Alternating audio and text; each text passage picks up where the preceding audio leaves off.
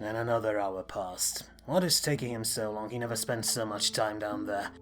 I knew I should have invested in that bloody diving bell and do it myself instead of relying on that decomposing knife here. But no, he's family now, she says. Starstick, finally. Right, everyone start pulling. Our diver just gave a signal to get him out from the depths, and after all this time he must be loaded with treasure, so put your backs to it. No, not literally put your spine back right now. Just pull until I say stop, alright? She-banded labor my ass. Even children can understand basic concepts, so you don't have to speak them out loud every time. Now, there you are, finally. Now stop retching and tell me what took you so long. Happy to see you as well, boss. Pull me back on deck and you'll understand. Right, keep pulling. Now stop. I'm going to do this myself now. Damn, man, you're covered in wounds. What happened to you down there? Passing shark bit my arm off, as you can see. I made sure it choked on it, but I can't really put it back on again. Made gathering all this stuff from the seafloor all the more annoying, but there's a ton of it down there. I'm going to put the prosthetic on and I'm good to go down again if you want, boss.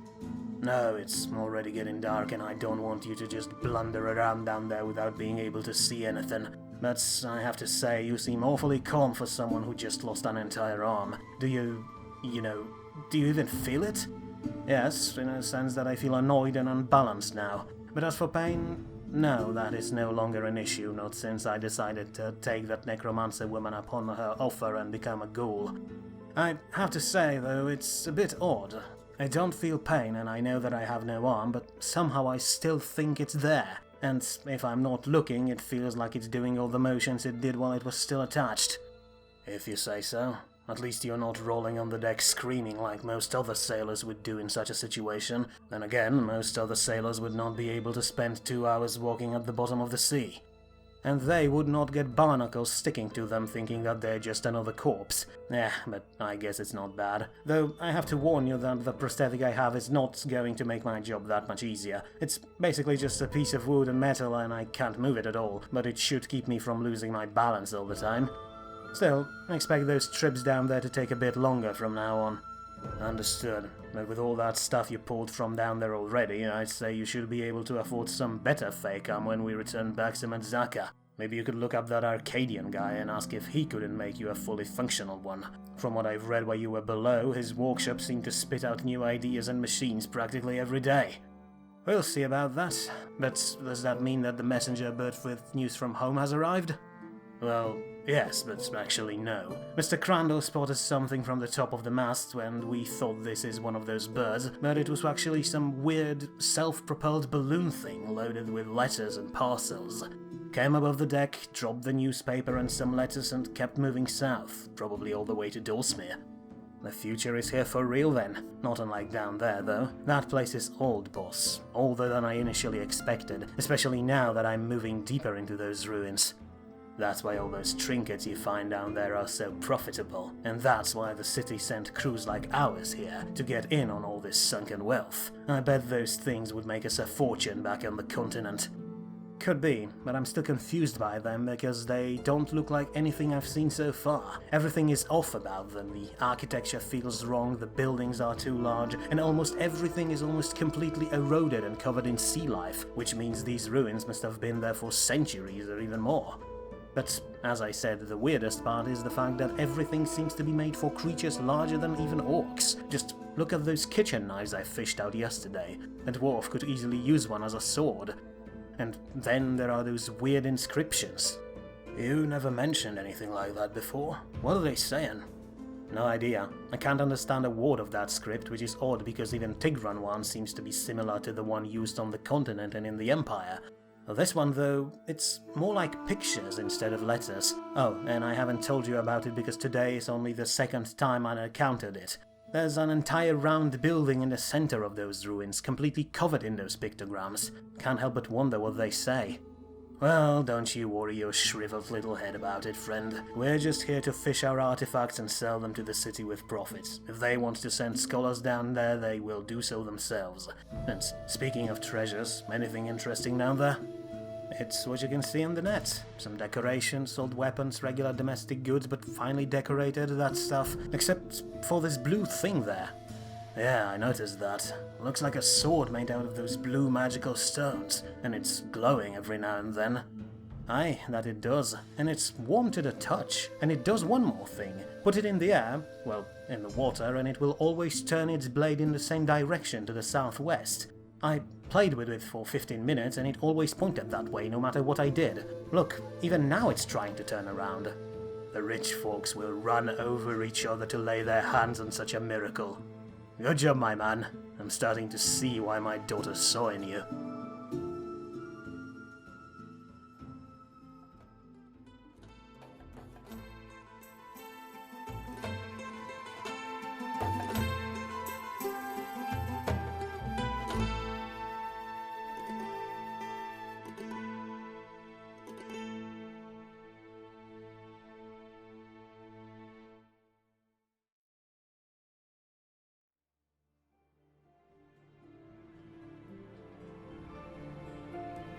It was a warm, peaceful summer night above the compound of Imperial Monster Hunters. The men and women inside already either retired for the night or continued whispered conversations around several dimming campfires, and only a handful of guards were still up, making sure that no one could sneak into the camp. But it was a boring night, just like so many others, so when one of the sentries heard an odd noise, like slow flapping of some leathery wings, and looked up to investigate it, he actually got a little excited.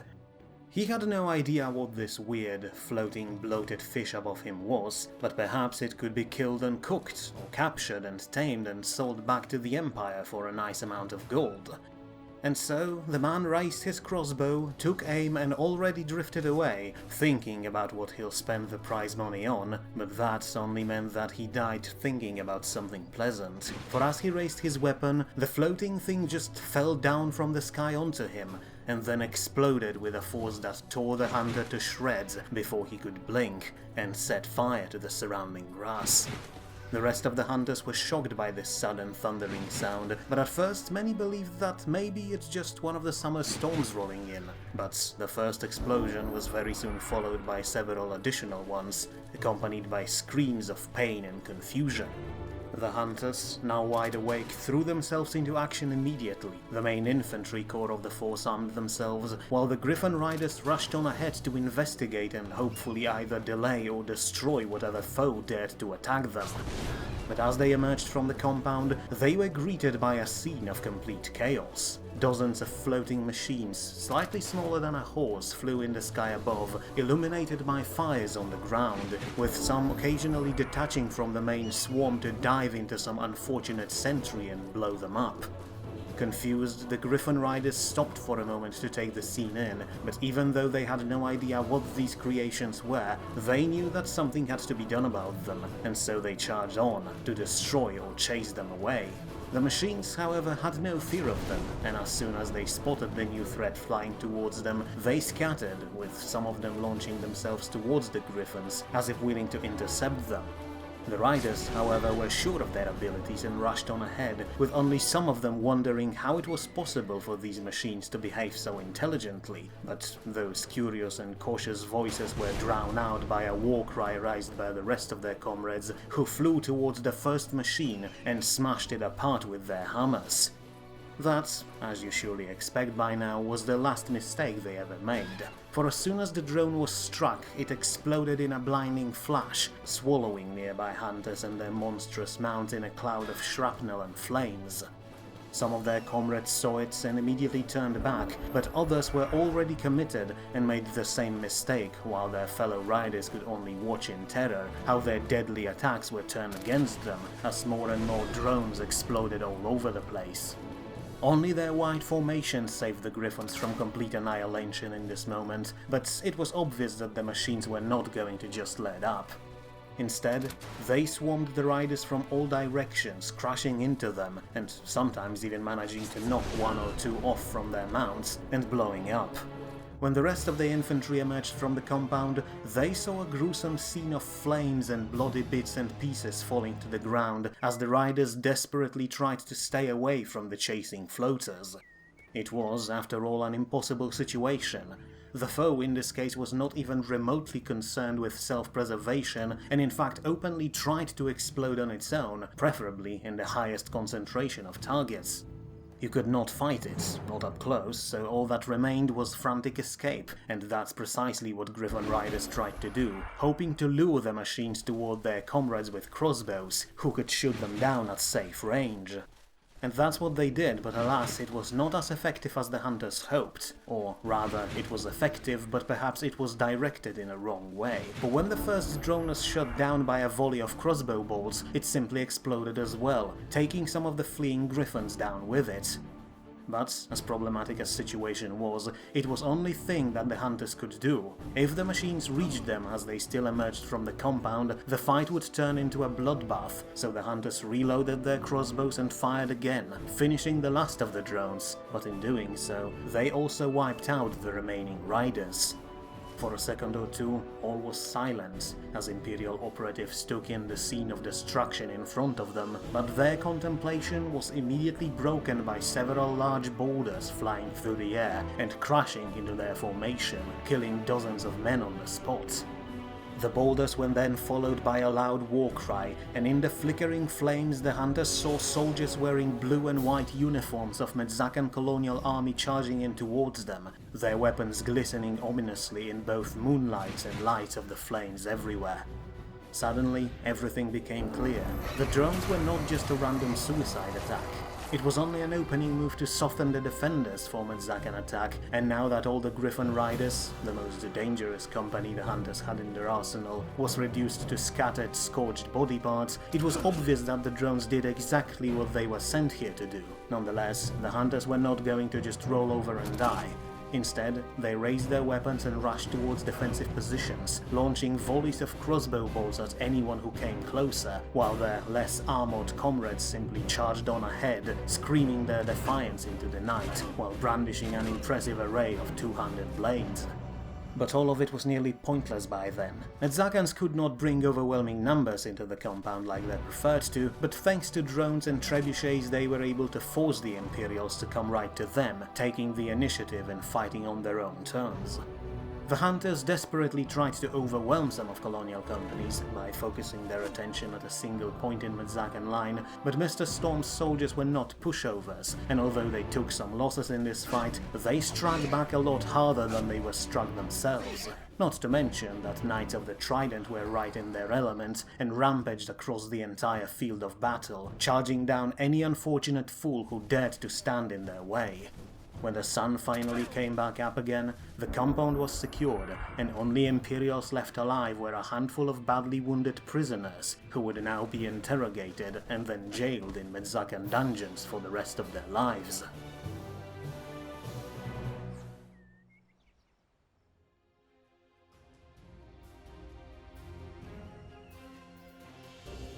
It was, however, not the end of story when it comes to this particular camp.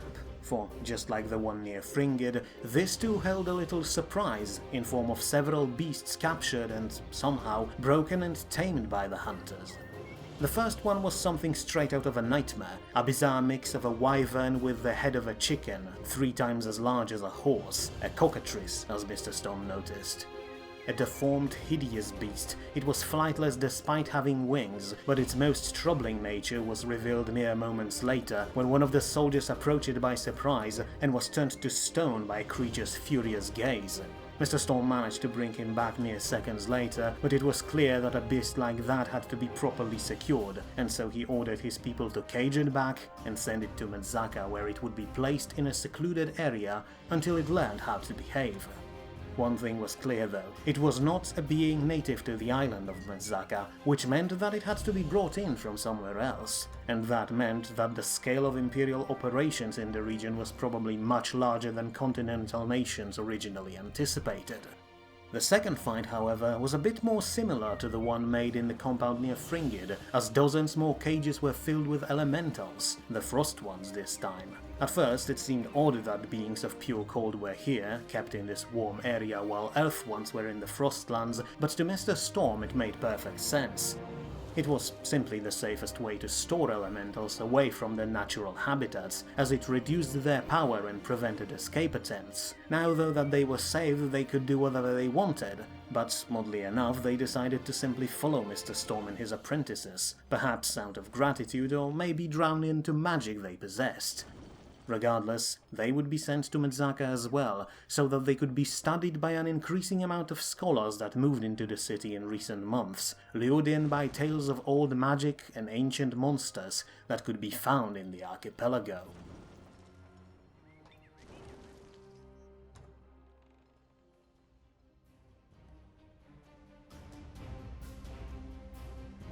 And these scholars, like many other things, were being funded by Metzaca's increasingly growing economy, now reinforced even more thanks to Arius' suggestion of sending expeditions to excavate the sunken ruins between the main island and Dolsmere. At first, only a handful of ships were sent out, but after the council saw the trinkets and artifacts that were fished out, they realized that the ruins could hold an immense wealth, and not only material but also intellectual one, as many scholars who arrived to the city from the continent simply begged to be able to investigate the ruins and were willing to pay good money for it. So good, in fact, that more ships were sent in order to build 2 permanent bases on some of the small islands there that would serve as bases of operations and supply depots for both expeditions and merchants moving between Metzaca and Dolsmere. Additionally, it wasn't long before other businesses were opened in the area, most notably several pearl-gathering sites that were bound to increase colonial wealth even more. And all this seaborne business was made possible, indirectly, mostly thanks to Galadea, for all underwater operations had to be undertaken by the undead. Suddenly, the ghouls found another niche they could fill, further increasing their status as valued members of the state. Speaking of the state, it used its newfound money on every step, with Council working hard to find new ways of increasing the quality of life in the colony, while, at the same time, choosing development projects carefully, so that they would be both approved by the masses, but at the same time would also bring even more money into their coffers. In Fringid, the councillors have approved creation of a massive monument, built in a memory of the town's original inhabitants who were slaughtered by the Frostlings before colonial forces even realized that the town was captured.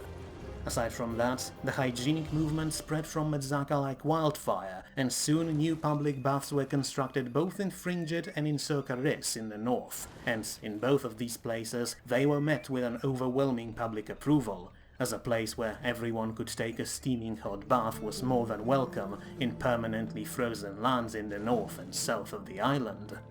And as for Metzaca, the city's internal and external trade grew so much since Prince Arius' arrival that the council had to actually expand both market and harbour districts just to make sure that all of the ships could sail into the city without being forced to wait inside the bay for weeks. And even though such expansion was quite profitable for everyone, it was not exactly a popular one, as a large part of the slums had to be leveled to the ground in order to make space for new warehouses and markets and docks.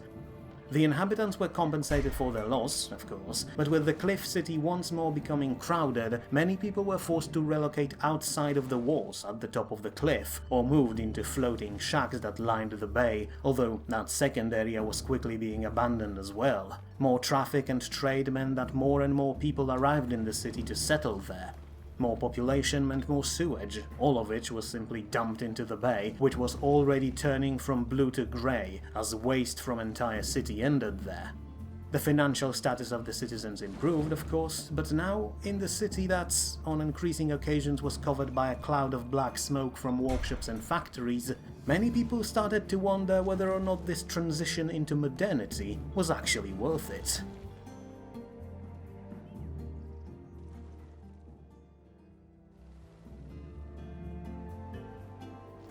It was, however, undeniable that the island of Metzaca as a whole became not only more prosperous, but also a lot safer place. Additional forts and watchtowers were constructed along the main roads, deterring both bandits and monsters alike. What's more, it allowed many people to move out from the increasingly overcrowding cities into fertile lands along the eastern shore of the island, where new rural settlements rose up from the ground almost every month. Some people even moved out into the Frostlands, eager to exploit the now secured exotic nature of the area. Not to mention that the Frostlands themselves housed some interesting locations that, just like the sunken ruins, drew in explorers, scholars and businessmen alike. The two ice statues of an unknown woman in the north quickly became popular tourist destinations, albeit a bit dangerous ones, especially the one located away from the Frostlands, for despite lying in a relatively warm area, it was still surrounded by a never-ending blizzard, so vicious that you could feel your own eyeballs slowly freezing as you tried to approach it. But ultimately, it was that very quality that made those statues so attractive to the scholars, who wished to understand their outlandish nature. Aside from that, the area was covered in many ruins, which further proved the theory that this place was once inhabited, and now that the roads were finally, mostly, safe, it was only a matter of time before someone figured out who lived here before, and, more importantly, what happened to them.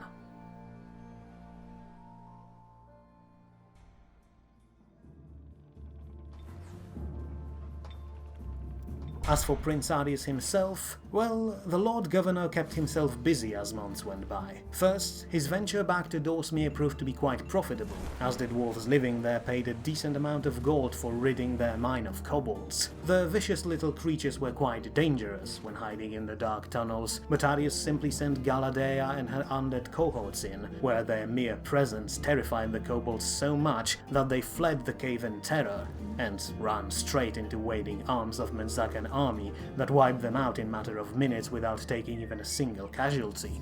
Afterwards, all that was left for Arius was to finally accept the inevitable, board the transports and sail home. So that's what he did, especially since he received a very concerning message from Mr. Storm. One that urged him to come back, for his military skills were much needed on the main island. And so, the transports departed from Dorsemere and spent the next few months at sea until finally, well over a year after he left Metzaca, Lord Governor Arius Erigen sailed back into the port of his new holdings. But the retinue of heavily armed pikemen that waited for him on the dock did little to inspire his confidence in what would happen once he stepped ashore.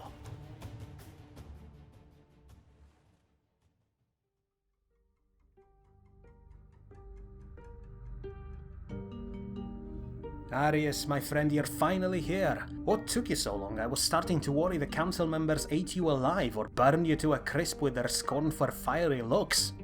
They certainly tried, but I managed to survive being chewed by a room full of angry, self-absorbed politicians rather well, though, to be fair, their eyes were not fiery. If anything, the reception they gave me was so cold I thought I was facing frostlings once again. Well, if you looked like this when talking to them, then I can understand them. When did you last shave? Back in Dorsemere. I used to be able to shave myself on the ship easily, but after one of those nasty fairy things burned my arm, I can't do anything too precise with it, so I decided to not use a razor on our way home, since on a boat that constantly rocks up and down, the only thing I would achieve would be slicing my own throat. I wanted to get myself in order after going ashore, but the guardsmen were very insistent on me following them. Gerstein certainly spared no time and expense training them. Yes, I heard the newest commander of the guard was one of his old friends or something like that. No need to worry about him though, I'm sure you can convince him to see reason if you just meet with him. Oh, and I believe I may be able to build you some gyroscopic platform shoes so you can stand straight on a ship even in the middle of a storm. Oh, and speaking of which, I have a gift for you. We're going to see it right now, so come on. Now, look, I really need to rest a bit. And what better way to do so than blowing up some old abandoned shacks? Come on, it's close by and we can go grab a beer afterwards. There's this amazing place few streets away and the skeleton who tends the bar there is just a riot. Fine. Still, I hope you were joking about blowing stuff up. At least let's not do it in the middle of the city. Boring as always, but fine, have it your way. Now then, tell me what took you so long up there. You are here on the street, so I assume the council decided to not arrest you. For now, but truth be told, my report about this entire expedition took most of the time there. Afterwards, the council retired for about half an hour to discuss the situation, and when they returned, they basically decided that everything should stay the same. I will remain technical head of state and main commander of the army, while they will continue to manage most of civilian affairs, which means that, unfortunately, they own your workshop now, and you, in a sense. Good. Great even, exactly as planned. And you should be happy. That decision means that you can keep embarking on more and more expeditions. I can only wonder what miracles you will bring back from these islands.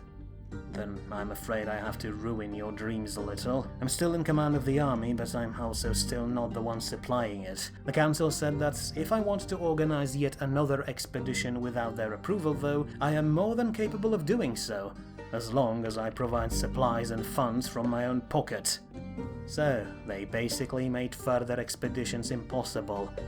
Damn these fools, can't they see there is a million things in these islands that we should explore? Not just to better understand the area we're in, but also to earn even more gold. Guess I'll have to get my operators to work faster so we can get the council to dance to your tune. I'm going to pretend I know what that means and move on, both literally and figuratively.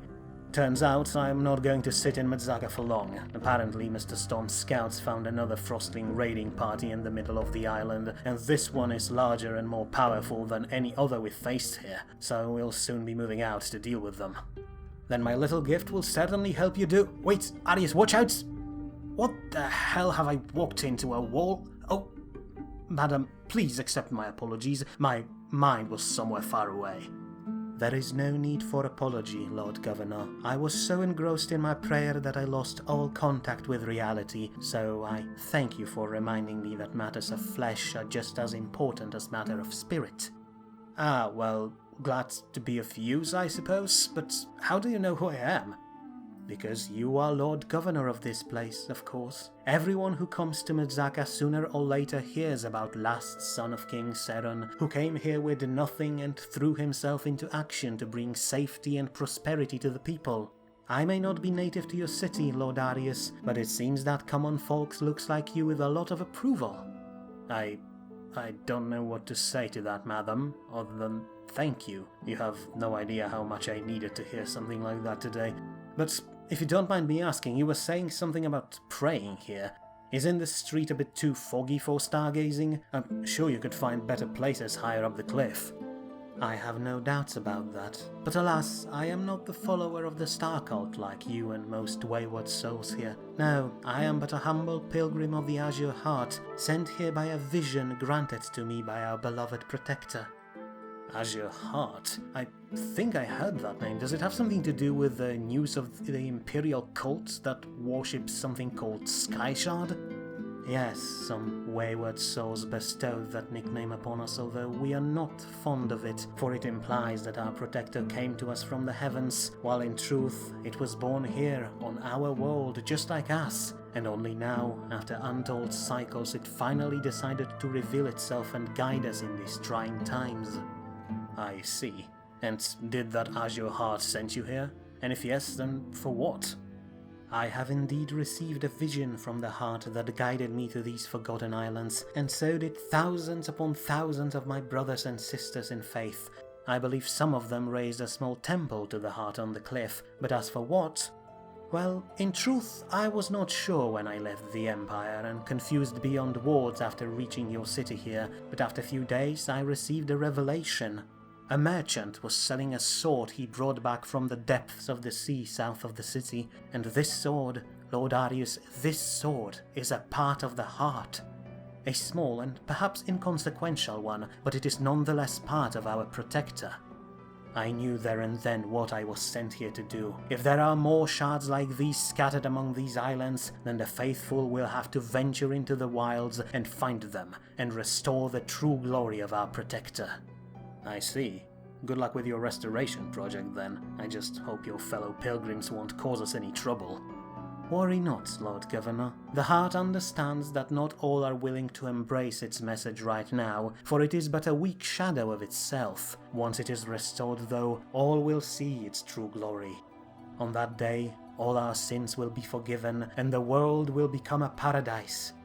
Paradise, you say? Well, then I guess I'm happy to welcome to my city people who will bring us eternal joy, madam. Then you truly are blessed, Lord Governor. Alas, our mission, well, my mission seems to be delayed a bit, for although I acquired this part of our protector, it was not cheap. Now I can't continue my journeys, at least not until I earn some silver to pay for the ship south. Then allow me to repay you for that accident a few moments ago. If you need to go south, then the least I can do is pay for your transit. This purse should be enough to get you to Dulsmere, and you should be able to find many explorers departing to the south from there. I am at a loss for words, Lord Governor. Eternal blessings of the heart upon you. I shall go to the docks immediately, but before doing so, I'll go to a temple to tell the faithful what a truly enlightened leader you are. I hope we will meet again so I can repay this debt. Until then, blessings of the heart upon you, Lord Governor. May you forever shine in its radiance. What the hell just happened here? I paid a small part of my salary to remove a mad preacher from Metzaca in a peaceful way. Last thing we need is a bunch of crazy cultists worshipping some oversized rock. Or, who knows, maybe I really am sold on the idea of paradise on earth. Would certainly be better than this smelly city. That is the smell of modernity, my friend. But we're almost here. Just behind this corner and... there it is. A gift from yours truly. Is this a bloody cannon? You said you needed them to deal with undead dragons, so I delivered. And judging by that grin on your face, I think you'll love it. Good. Somehow I feel it'll serve you well in the coming years.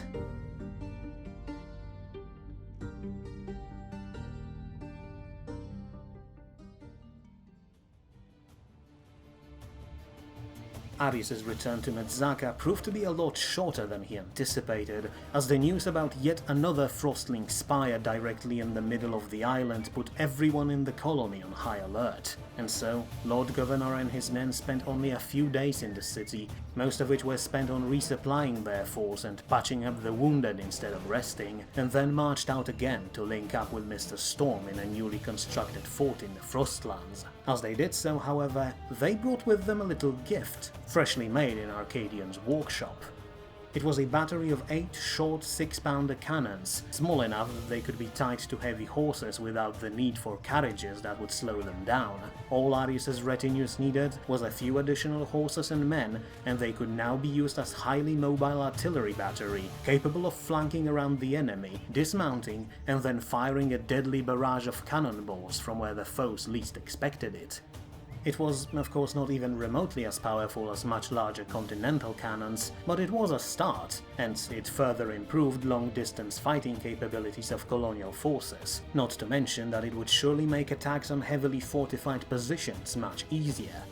So, with that new surprise in tow, Arius left Arcadian behind to work on creating even more technological wonders, while the main body of colonial force marched towards the fort that was built in the Frostlands to serve as protection for several small settlements that tried to exploit exotic riches, but was now taken over by Mr. Storm's army, and used as a base to launch raids on Frostling raiding parties that once again started to appear in the snowy western part of the island. But there was another reason for picking this place as a staging ground for this attack, for it was close by to those 2 statues of an unknown woman that the Frostlings have constructed in previous years. For, as was previously noted, these statues seemed to emit a unnatural chill that surrounded them all the time, even if they were placed in otherwise warm areas. Over the past few months, Arius's teacher and his followers spent many sleepless nights trying to understand how these statues worked, and though they were not close to the answer, their work still managed to yield some very interesting results. Long story short, Mr. Storm was capable of transferring some of the power of the statues to whatever object or person he wished, at least temporarily, and the results of that transfer were more than useful. For as soon as the ritual was complete, its target inherited some traits of the statue, namely a chilling aura around it, as well as serious resistance to cold temperatures. So noticeable that those who undertook the transfer were able to move into the Frostlands without being forced to wear several layers of clothing.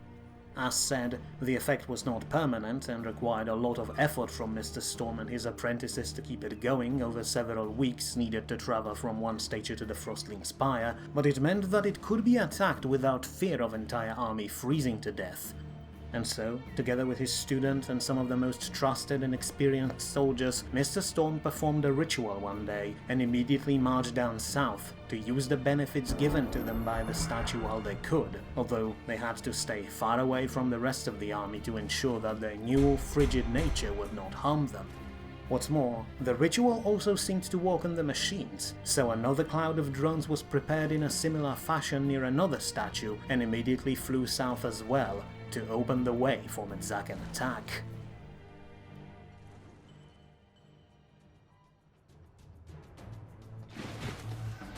Sometime later, the drones arrived at the spire and scouted ahead, waiting for the rest of the strikers to arrive to begin their assault. All the while, the machines, through their operators sitting safely back in Metzaca, relayed detailed reports to the prince, allowing him to prepare a plan for the attack. Finally, when everything was ready, the drones were sent in, but unlike Imperial hunters, the Frostlings were more numerous and far more vicious, so if they were surprised by the sudden arrival of dozens of floating machines, they have not showed it. Instead, the Wolf Riders and Iceguard Pikemen, who were one of oldest Frostlings around and almost completely made out of ice by this point, charged in to intercept this bizarre attack of the floating, bloated fish creatures. What's more, a group of large, white, hairy creatures emerged from amongst the pillars as well and joined the fight on Frostling's side. What those creatures were and where they came from remains a mystery, but it was clear to anyone who took a single look at them that they were even more ferocious than your regular frozen warrior. But that aggression actually proved to be their downfall. The icy foes charged towards the machines and started attacking them with wild abandon, only to realize that, when damaged, said machines exploded in a fiery cloud of shrapnel. And while Frostling bodies were hardened enough to survive the debris, they were far less resistant to the heatwave caused by the explosions and soon started to melt away, quite literally. The Iceborne pikemen were affected the worst, and many of them simply evaporated between explosions, while others shattered, scattering hundreds of sharp, icy fragments in all directions, further increasing chaos of the fight. In some places, it led to devastating chain reactions, as hot and cold explosions triggered each other all over the place. But, of course, the drones were not fighting to win. Instead, they eagerly threw themselves at whatever target they had nearby to engulf it in a fiery detonation, and soon almost 200 pikemen and most of the monsters were gone, and those last ones suffered a lot more than their icy comrades, for their fur caught fire very quickly, leaving them running around panicked and unable to extinguish themselves.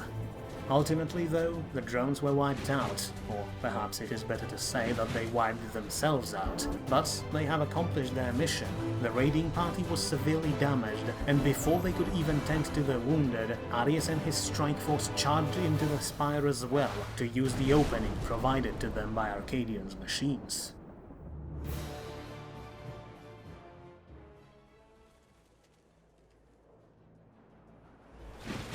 This time, however, Metzacans were here to finish this business once and for all, and they brought with them all of their heavy hitters. Arius, Mr. Storm, Galadea and their respective retinues rushed in first, followed closely by Knights of the Trident, escorting engineers who used smooth ice of the spire to push their trebuchets into the fight. What's more, Colonials also brought their elementals with them, as they were naturally resistant to freezing temperatures, and sent them ahead to draw attention of the Frostlings, safe in knowledge that most of their attacks would have no effect. The fight, however, was opened up by Arius and his squadron of cavalry. Some of his men dismounted, unpacked their cannons and fired a devastating barrage at the Wolf Riders, who were identified as bodyguards of the Frostling commander.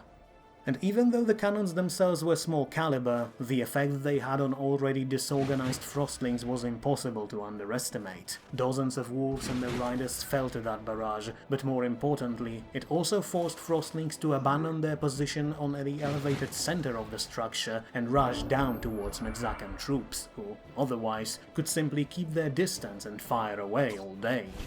And that was pretty much what they did, at least at the start. After Arius' opening barrage, Mr. Storm launched his own in form of magical shockwaves sent at some of the pikemen, which shattered another several dozens of them into icy dust. The trebuchets launched their own payload as well, smashing another scores of icy warriors, while the rest of Metzacans took positions and prepared themselves for inevitable counterattack. But here was where the power of colonial engineering showed itself. Even though their foes rushed at them with full speed, Metzacans launched their first attack from so far away that they could simply continue firing, and soon most of the pikes and big hairy monsters were shot down, riddled full of musket rounds or decimated by spells. It was not, however, the end, for the Wolf Riders and Frostling Priestesses were, though already bloodied, still ready for a fight. Except for most of the time, they would not have the chance to put their combat prowess to use. Upon seeing the wolves running towards them, the Knights of the Trident simply backed off, opening a clear line of fire for Arius's cannons and trebuchets, which decimated attacking warriors even more. The priestesses managed to get close enough to launch a barrage of magical bolts, but the only target they could reach were the elementals, who, for the most part, simply shrugged it off. Unfortunately, seeing that the battle was almost won, Galadea made a bit of a blunder and rushed on ahead, excited to inspect bodies of the large monsters they have just killed, but that exposed both her and her men to a flanking attack from the Wolf Riders, who turned around and ripped into necromancers with animalistic frenzy. Fortunately, they were already weakened from all the artillery fire, which allowed Galadea to simply turn her hooded, shambling supporters around and retaliate, finishing the riders off.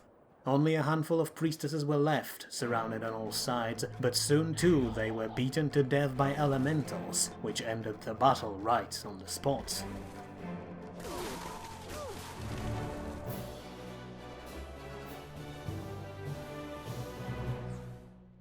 Once again, the Frostlings were defeated, but after the battle was over, and few of the wounded tended to, everyone agreed that it was all made possible mostly thanks to Arcadian's machines, as without them, an attack on such a large force would have certainly been more costly.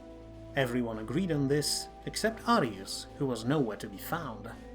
Turns out that after the battle was over, he gave out some orders to his officers and went further into the spire to explore it on his own, and when he returned, well, let's just say that as soon as his comrades spotted him, all weapons were trained on the prince within a second, or rather on a thing that stood right beside him. As it happened, the Frostlings had a bit of a trophy display within their spire, an actual, relatively warm room in which they hoarded valuables they no doubt have stolen during their raids. And while there were many valuable trinkets there, two of them caught Arius's attention immediately. First one was a scorching hot fiery saber that seemed out of place in a building made mostly out of ice. The other one, however, was alive, and it was a massive black panther, almost as large as a horse, locked in a cage in the center of the room. At first, it snarled at Arius as soon as he came in, but the prince simply reached to his bag, fished out a piece of smoked meat, and handed it to the beast through the bars. Moments later, the room was filled with sounds of low purring, and Arius risked opening the cage and reached out to the creature to pat its head. Then, after a few seconds of silence, the purring resumed while Lord Governor, his fingers still intact, scratched the panther behind an ear and beckoned it to follow, which it did with no fuss. Of course, explaining it to the jumpy men with muskets was a bit more problematic, but in the end, the panther was escorted back into the camp, while some of the soldiers moved back into the trophy room to retrieve the rest of valuables there. Next day, however, some of the very same soldiers almost suffered a heart attack when the panther rushed all around the camp with breathtaking speed, with Lord Governor Arius sitting on top of it like on some vicious parody of a horse. Somehow, within a single day, he managed to not only tame the beast, but also convince it to serve as his mount which he could ride into battle, although it would take well over a month for other horses in his company to stop running away in terror at the mere sight of the vicious cat. All in all, Lord Governor's retinues were now certainly a sight to behold, a formation of heavily armored horses with equally heavily armored riders, bristling with firearms, and led by a man on a ferocious panther that could bite someone's head off without even trying. Arius surely knew a thing or two about creating a memorable image.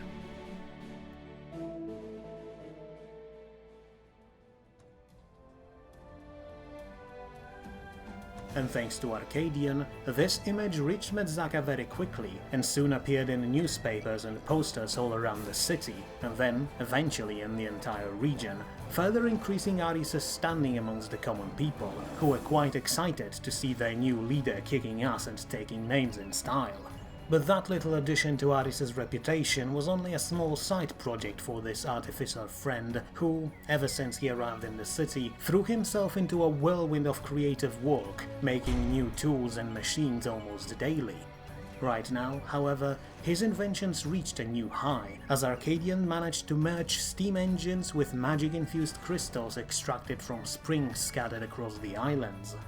The result was more than even he anticipated, and very soon first machines powered by combination of magic and coal were installed in several ore mines around Metzaca, which almost doubled their production rates. Within the city itself, workshops and factories started buying these new machines as well, and soon the amount of goods sold on the market nearly doubled as well.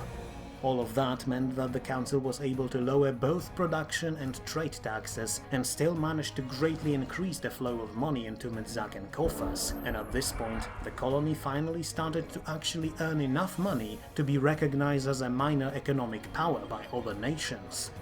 All of it meant that quality of life improved even more, and treasury still became larger and larger at the end of every month. So much, in fact, that when Arius sent a message in which he asked councillors to fund another expedition, on the island, of course, it was approved without much complaining. And so, many months after she asked him to help, Galadea would receive that help Lord Governor has promised her.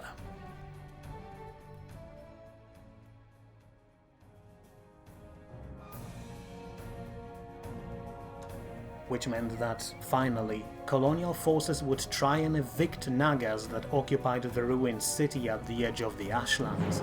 Except this time, the attack was going to be a lot more problematic and dangerous. The Frostlings were dangerous, sure, but nowhere near as the Serpent Warriors that slithered amongst the ruins, and so before the main attack took place, Metzacan forces simply surrounded the city and pretty much laid siege to it, launching raids on the main gate, while at the same time looking for other entry points, and, in some cases, even making new ramps into the ruins themselves. Drones were sent in droves into the city, but this time not to attack the foes, but to prepare a detailed map of the ruins, so that Arius and his officers could prepare a most effective plan of attack. One thing remained sure though, no matter how well they prepared, this would not be an easy fight, and so as the siege went on, colonial soldiers steeled themselves for the hardest battle yet. And then, finally, before dawn one day, the signal was given, banners were raised, horns were sounded, and the cloud of drones rushed into the city and began their suicidal bombing runs, while the rest of the army followed close behind them. As sun rose up, both sides clashed in the streets. The Nagas had size and strength on their side, as well as knowledge of every nook and cranny within the ruins. But Metzacans had their disciplined formations, sturdy equipment, and few years of experience under their belts, and, most importantly, they had artillery. Cannons and trebuchets were used on every street, while handgunners and archers provided a steady barrage that kept most of the serpents at bay. By noon, most of the streets were secured, but a large group of largest and strongest Nagas, including their matriarchs, managed to fall back into a temple-like building in the middle of the city and barricaded themselves there. The drones followed them inside to finish them off, while Arius once again formed a strike force from the most experienced men within his force. But as they surrounded the temple, it became clear that things were a lot more dangerous than they expected. Unlike Frostlings, Nagas were far more resilient and capable of withstanding suicide drone strikes without sustaining heavy losses. Even worse, as Metzacan soldiers learned to their horror in the streets, the serpents proved to be extremely unwilling to die no matter how hard they were struck. If they were not killed on the spot, Naga warriors were capable of slithering away and returning mere minutes later with their wounds already closed, which meant that groups of soldiers had to gang up on every serpent if they did not want this battle to last forever. Although, fortunately, a musket bullet to the brain was still the most useful way of ending combat without issues.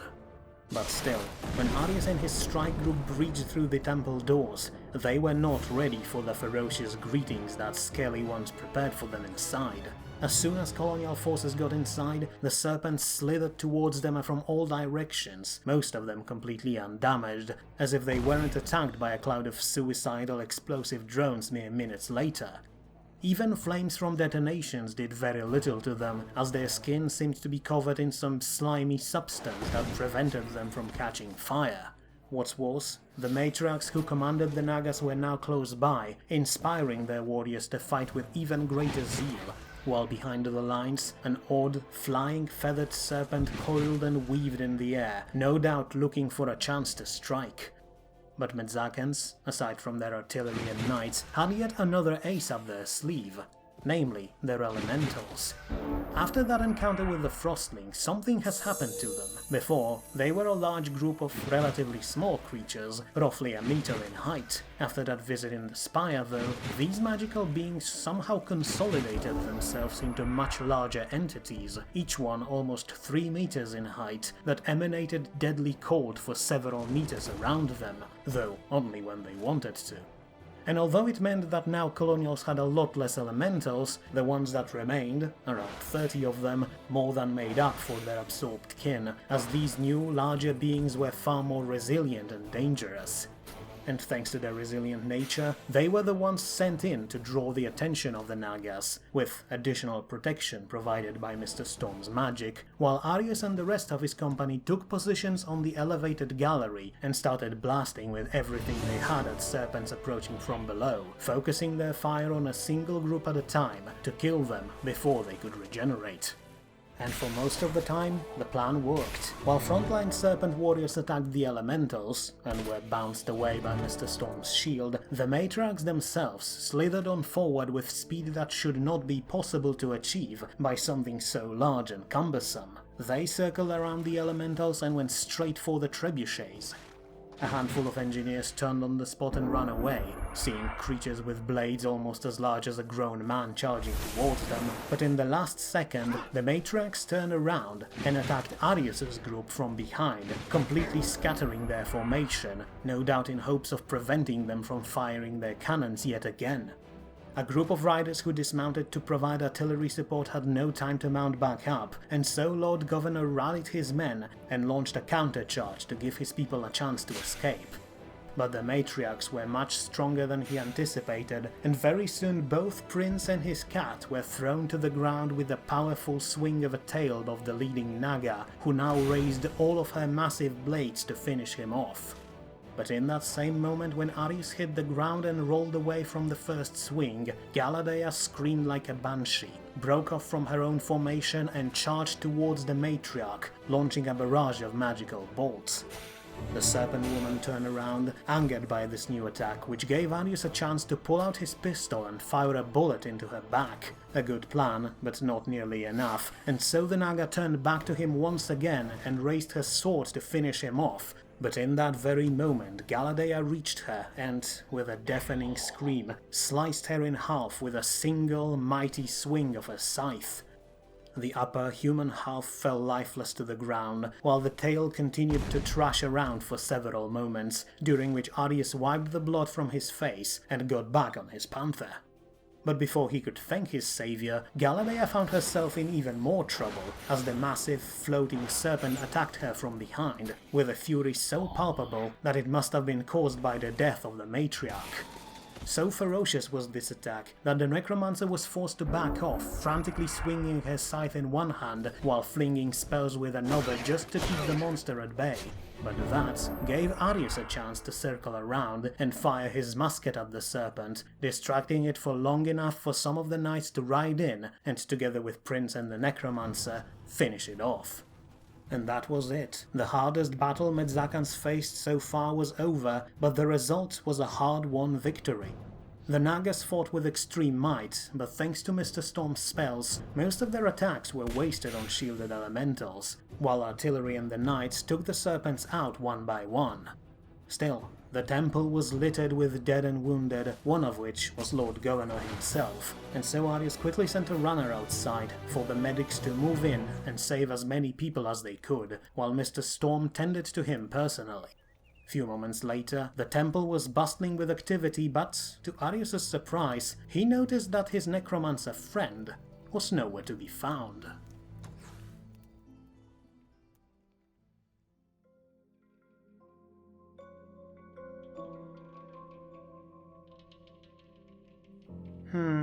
Yes, I think that if we could interpret this symbol as above, then this sentence would make sense as a part of the map, but then again the locals could have made maps in a completely different way than we do, which would make going up on the map completely pointless without some orientation point. Damn it, think, Galladay, think! There must be something else in here, you're probably just missing it. Then perhaps I may be of assistance, Miss Pireni. I thought I might find you here, but I have not expected that you'll start exploring right after the battle. Usually you have your hands full patching the soldiers together and convincing those with deadly wounds to become ghouls. Yes, well, I will be with the wounded shortly. Besides, those heart worshippers that seem to follow us around all the time now seem like a decent bunch of healers, so they should keep everyone alive until I'm done here. But now that I mention it, shouldn't you be with the army as well? I already did what I could, handed rewards to those who distinguished themselves and sat around for a while with those whose wounds were too deep. So I'm free and I wanted to use that opportunity to thank you. You saved my life back there. I said that anyone who wants to harm you will have to go through me, Lord Erigen, and I meant it. Besides, you saved mine soon after, so we're even. Yeah, I suppose we are. So, how about you help me with those inscriptions? I think I already made sense of most of them, but I'd like to hear your opinion. Some fresh perspective might do some good here. Oh, alright. Though, I have to say your eyesight is clearly much better than mine. I can barely make anything out in this flickering light. Let me just light another lamp. Of course. And if you want, I could probably take a look at those eyes of yours and try to fix them. And no, I don't mean turning them into dead chunks of flesh or anything like that. They can be more complicated than hearts, so I might be able to restore them to full functionality. Thank you for the offer, but I'll pass. I'll just ask Arcadian to make me some better lenses and I should be good to go. And now, yes, it's much better with another lamp. I have to say, I have not expected this place to contain so much old art, especially since it looks ransacked. There was probably a lot more around here, but it must have been destroyed or stolen by the Nagas, but at least they can't steal wall paintings. So here, take a look. What do you think this little story represents? It looks like it depicts an army of some large humanoids wearing some elaborate, dragon-like horned armor and fiery weapons. And they seem to be fighting some other creatures that look just like regular humans. Looks like the humans are losing. Indeed, it appears so at first, but look further. Another painting depicts a battlefield full of dead soldiers, most of them humans, and then, in another one, some odd beam of light appears from the sky and the human soldiers rise again and return to their home. So, some kind of mass, ancient necromantic ritual? Again, it seems so at first, but look further. The soldiers return to the city, depicted here as built in a circle and adorned with hundreds of ornate pillars and obelisks. But as they return, they're not just regular mindless reanimated corpses. No, in further paintings they go to their homes, to their families, to their workshops and fields and build another army, which means they must have been not just reanimated but fully revived, with their consciousness and thoughts and emotions intact. But that should not be possible. You said that there's no way to bring someone back after they truly die. Because it is impossible, usually at least, but whoever the people of this city were, they were capable of restoring their people to life even after some of them were burnt to ash by their dragon-armored enemies. And look here, the soldiers who fell the first time return with a new generation as a much stronger army to fight their foes again, and they fail again, but once more they are brought back, and again, until finally their army is so powerful that it overwhelms their foes, despite their clear size and strength, after which the victorious humans return to their city and make it even grander with all the wealth. This must have been one of their minor cities, and I think this series of paintings is located here, in the very center of this large palace, as a sort of honorable memorial for their ancestors who had to suffer many deaths before being able to build their empire. But that doesn't matter now. What matters is that these people clearly knew much more about life and death than we do, and the source of that knowledge must be in that pillared city, and if those paintings are correct, then I'm almost sure it's located on one of these islands to the west. I see. Now I understand why your captors were so obsessed with getting here. This does sound like a legend, but if there's even a small chance that it's true... Just think what we could do with it. Our soldiers would not have to fear wounds and death on the field, and we could probably bring order to this archipelago within few short years. We could sail back home and bring back your sister and the rest of your family. Yes, and all those who died in that pointless civil war. But no, not out of vengeance. I am better than this. We could bring them back and then return here to live in peace. Let the continent rot in its own intrigues and political schemes. We could make so much more here without their meddling. But the Council will never approve such an expedition. They're too petty and too focused on lining their own pockets to ever let me out of their sight again. Then we will have to make them see reason, or find another council that will see it in their place. Agreed. This is too important to allow some greedy second-rate lordlings to mess with our plans. I'll see what I can do as soon as we're back in the city. And in the meantime... Wait. I think I just realized something. I think you were mostly right about the message of these paintings, except for its main purpose. I don't think it's supposed to celebrate these constantly rising warriors. Look at this place. It's completely ruined, and not just by time. There are holes in the walls everywhere, and those boulders scattered around are not from the same materials as other buildings. This place was besieged, and it fell. Besides, look at the architecture. Don't you think it's weird that everything here is too large for us? And the doors, they're wider at the top as if to accommodate someone much taller with horns on their heads. I think these dragon people used to live here, and this tale here is not a pleasant one. It's a warning and a detailed description of their downfall. I'm not saying that it should deter us, but I wonder, just what on earth are we getting ourselves into?